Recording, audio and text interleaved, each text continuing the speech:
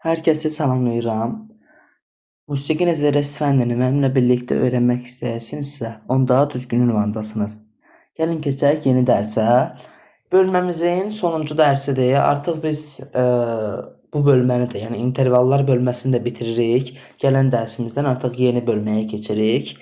Vaxt itirmədən başlayaq dərsə. Natural səs düzümü və oberton.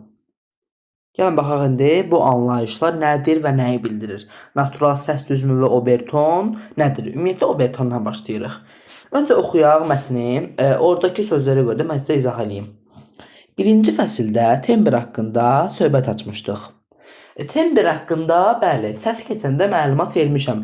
Tembrdə bir anlayışın olduğunu demişəm. Amma tembr nədir onu deməmişəm çox. Test sualları işləyirdi keçən dəfə. Orada qeyd etdim mən. Tembr nədir? Tembr səsin rəngidir. Rəng bilirsiniz nə deməkdir? İki səs verir bizə. Deyir ki, onları bir-birindən fərqləndir.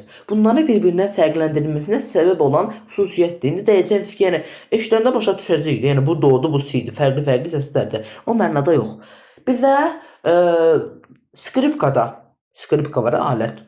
Orada la notunu çaldı. Bir də pianoda la notunu çaldı. Nota eynidir. Amma biz indi görəcəyik ki, bu fərqli alətdədir, bu fərqli alətdə. Bu onu bildirir. Nəysə. Deyir ki, tembrlərin müxtəlifliyi hər bir səsə xas olan hissəciklərin tərkibindən asılıdır. Titrəyiş nəticəsində əmələ gələcək bu oberton adlanacaq. Deyir ki, oberton adlanan bu səs hissəciklərinin əmələ gəlməsini nəzərdən keçirək. Obertonlar cismin bütövlüklə deyil, hissə titrəyişindən yaranır. Titrəyiş tembrə bağlıdır. Tembrin müxtəlifliyi bir səsə xasdırsa, o səs hissəciklərin tərkibi ilə əlaqəlidir. Burada da ki, hissə isə titrəyiş yaranır.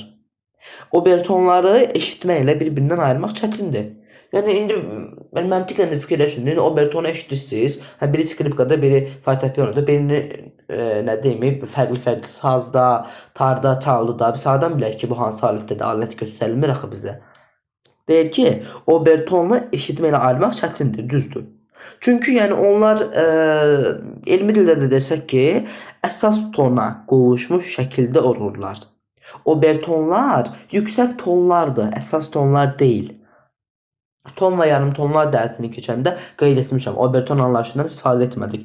Etsəydik, nətər edə bilərdim? Mən axı 3-cü, 4-cü dərsləri keçirdim mən o vaxt. Mən nətər deyə bilərdim sizə ki, natural səs düzümü belə, tembr belə, tembri keçmirdik o vaxt. Cismin bütövlüklə titrəməsi əsas tonu yaradır.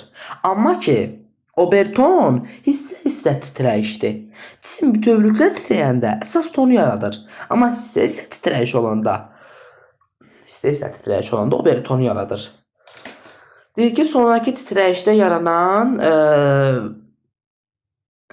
sonraki titrəyişdə titrəyən cisim yarıya, 3də 1-ə, 4də 1-ə, 5də 1-ə, daha hissələrə bölünür. Baxın bu dedim sizə 3də 1, 4də 1, 5də 1. Bu anlayışda biz o qədər istifadə eləmişik. Notları bütün yarım notda da istifadə eləmişik bunlardan. Deyir ki, hər kiçik hissəcik öz obertonunu yaradır. Deməli burada sxem var. Bütövlük yarısı 3də 1, 4də 1, 5də 1. Deməli oberton ümumiyyətlə nə oldu? Oberton ümumiyyətlə alman sözü də olub. Ober yüksək deməkdir. Tondakı indi tonda yüksək ton deməkdir. Hissə titrəyişdən yaranan yüksək ton. Bütövlüklə verilib tam bir dənə. Yarısı 2 yerə bölürsüz 2də 1-i.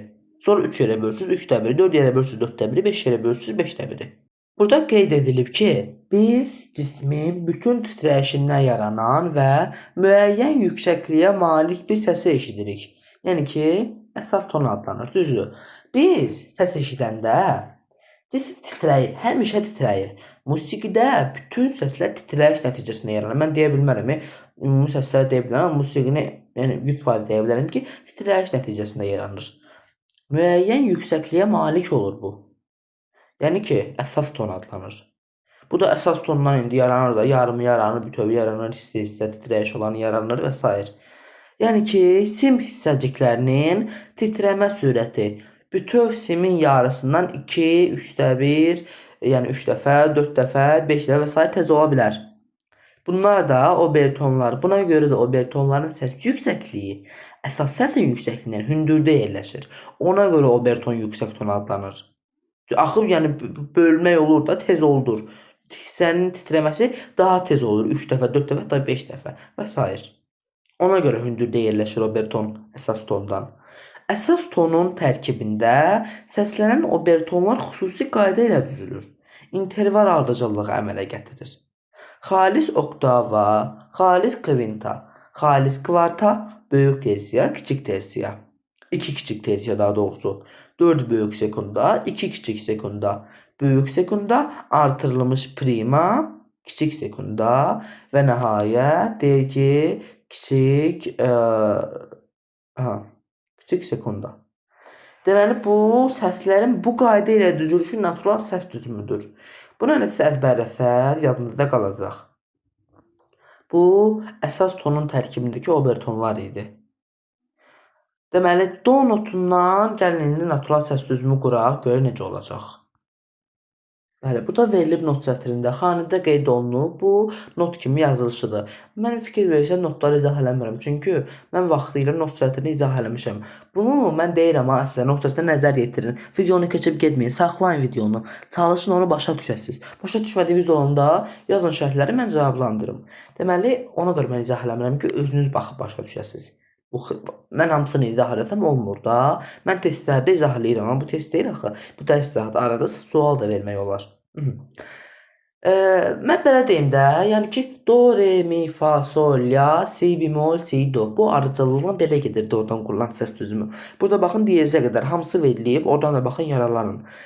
Əgər əsas ton 1 ilə qəbul olunarsa, hissəcik tonlarının dalğalarının miqdarı sadə sayların sırası ilə ifadə oluna bilər. Sadə saylar deyəndə ki, 1, 2, 3, 4, 5, 6, 7, 8, 9, 10, 11, 12, 13, 14, 15, 16 uzanacaq gedəcək də. Ki, və s. obertonlar əsas səsdən uzaqlaşdıqca zəifləyir. Əsas səs, əsas ton eyni şeydir də. Düzdür. Uzaqlaşdıqca zəifləyir. Əsas səsi tutaq ki, əsas səsə yaxındır. Baxın, mən belə izah eləyim də sizə. Do verilib, doğrultu verilib. Do'ya nisbətən yaxın hansı olar? Re olar da. Mi do'dan biraz uzaqlaşdı. Fa uzaqlaşdı. Sol uzaqlaşdı. La uzaqlaşdı. Si uzaqlaşdı. O bir oktavan doğrusu lap uzaqlaşdı. Yəni ki, dəyişir də. Biri var ki, subkontraktavanın kontur deyək də, kontraktavanın do notu ilə böyük oktavanın do notu arasındakı məsafə. Biri də var ki, kontraktavanın do notu ilə 5-ci oktavanın do notu arasındakı məsafə fərqlənir təbii ki. Do səsindən qurulan natural səs düzümünə yəni fortepianoda da baxaq. Belə olacaq. Do, do, sol, do, mi, sol, si, bemol, do, re, mi, fa, sol, la, si, bemol, si, do. Do, do, sol, do, mi, sol, si bemol, do, re, mi, fa, sol, la, si bemol, si, do. Bugünlük dərsimiz və video izahımız bu qədər. Dərsi və videonu bəyəndinizsə, kanalıma abunə olmağı, videoya like atmağı, bildirim zəngini saxlamağı unutmayın. Sağ olun, hələlik.